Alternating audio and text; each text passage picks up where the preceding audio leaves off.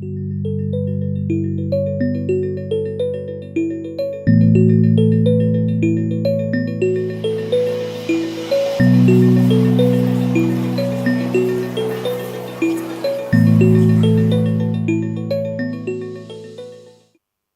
should I care about climate change? Well, looking out at you all, there's at least 300 of you. My very short response is because you're a human being on planet Earth. I just want to show this 20-second NASA video. Daryl, can you get that started? Which shows deviation from average temperatures over the last 140 odd years. The blue years are cooler than average global temperatures, and the yellow and red years are years in which it has been warmer than the long-term average. The hottest 4 years in the planet's recorded history have happened in the last 4 years. So we have a desperate problem. We need a global project to get to zero emissions and beyond at emergency speed, and to do that we need leadership. We're not getting that leadership from Canberra. You can see emissions are on the up, and the statements that we're going to meet our Paris commitments are in fact lies. They're just untrue.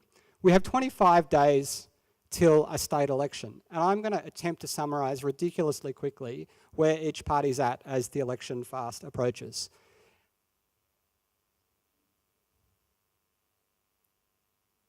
Starting with the government, the ALP.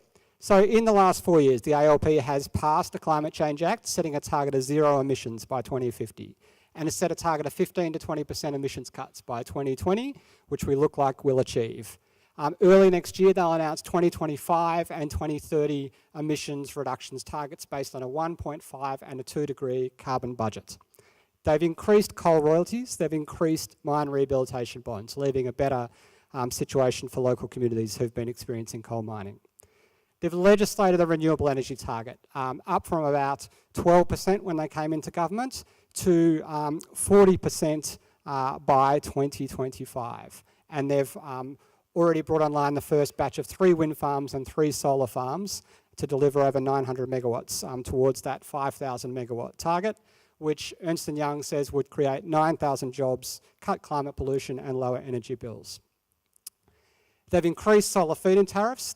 They're supporting in the next term of, or over the next decade, they've said they'll support 650,000 homes to install solar. Roughly a third of the homes in the state, low and middle income homes who haven't yet got solar, with a $1.2 billion plan. There's also $50 million for houses with solar to get battery storage, and another $50 million for homes to get solar hot water.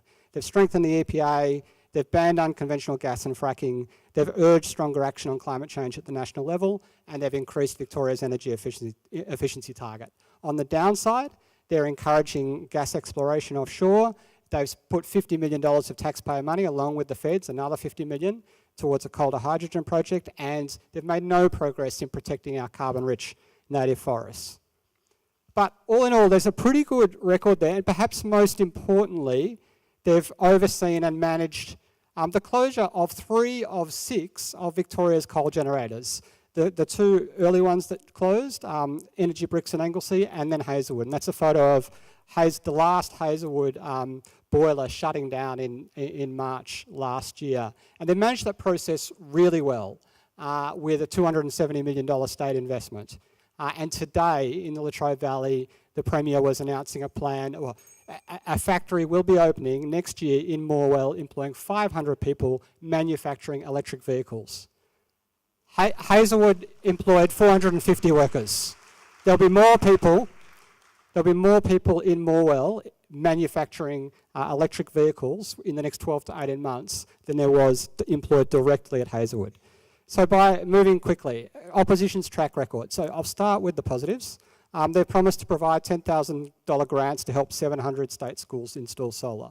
They supported the ban on fracking. Both Liberal and National parties supported the ban on fracking. This is where it gets a bit ugly though. They voted against the Climate Change Act. They've promised to repeal emissions reductions targets if they're elected. That's what they did back in 2010 when they were elected under the Baillieu government. They've voted against the Victorian Renewable Energy Target and have promised to repeal it, which essentially means if you take the Ernst & Young advice as the truth, they're saying that they will scrap 9,000 jobs, they will increase energy prices, and they'll increase pollution. They've said that they'll reverse increases to coal royalties, so they'll make it cheaper to burn coal, and they've opposed mine rehabilitation bonds. They've vowed to keep coal-polluting power stations open, and some Libs and the entire National Party are supporting a new coal-fired power station. They've voted against increased solar feed-in tariffs, and they've been negative about the 650,000 solar homes plan. They've opposed creation of any new national parks to protect forests, and they're calling for onshore gas exploration moratorium to be lifted. And, you know, Matthew Guy hasn't been waving around lumps of coal in the parliament, but he has said, I will not allow our coal resources to be wasted, and threatened to actually intervene to keep Hazelwood open. Finally, very quickly, it won't surprise you, but the Greens have a really solid track record. They've supported the Climate Change Act, they've supported the Renewable Energy Target, increased solar feed-in tariffs. They've set a target to get to zero emissions energy by 2030 for the state, which is consistent with what the IPCC says is necessary to do within 1.5 degrees. They're planning to help renters access solar and energy efficiency. They've got a larger plan to install solar panels and batteries on schools, and they've said that we need to phase out all our coal generators by 2030 in this state. They've also supported the creation of the Great Forest National Park. Final slide. So state election really matters. It's 25 days away.